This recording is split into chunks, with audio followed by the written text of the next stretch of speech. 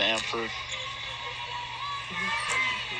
able to convert there. That's a big play because that was 2 possessions where you could have got this down to a 4-point game potentially. And it's just really hard when you shoot yourself in the foot, as the Clippers are doing here to start this 4th quarter. Watson.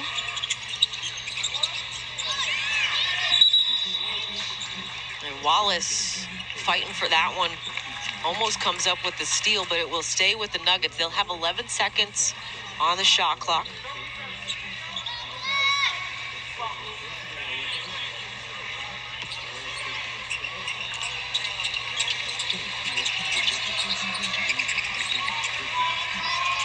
Here's Arms.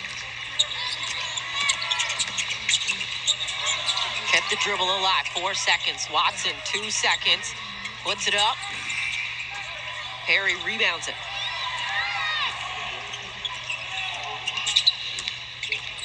Moon tried to thread the needle, taken away by Arms.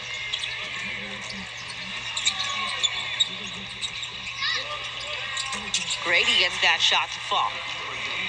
And just a good decision there on the attack to create that opportunity, and just a lot of unforced turnovers here for the Clippers. There's another one. Those are just really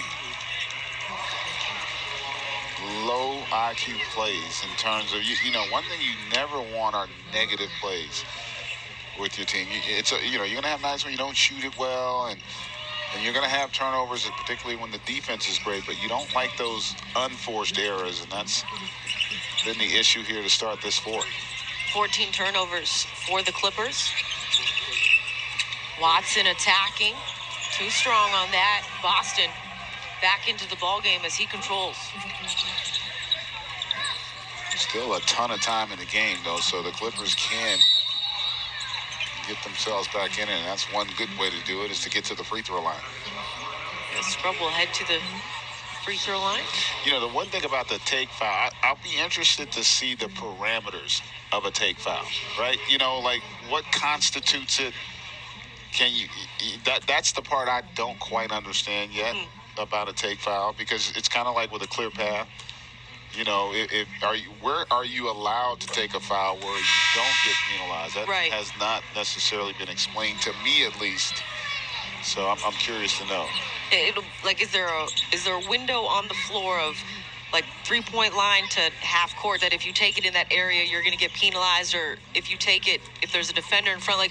How do they? It'll be interesting to see, and it would be good to hear from an official what they're taught and trained to do when it comes to their meetings on where the space is for that take foul. Can you challenge a take foul? I would assume you can. Since it's a foul, you can challenge fouls. But that's something that I haven't heard explained yet. So I'd be interested to hear the definition of that and how they're going to incorporate that. Arms attacking. Loose ball. Shot clock didn't reset as it was winding down.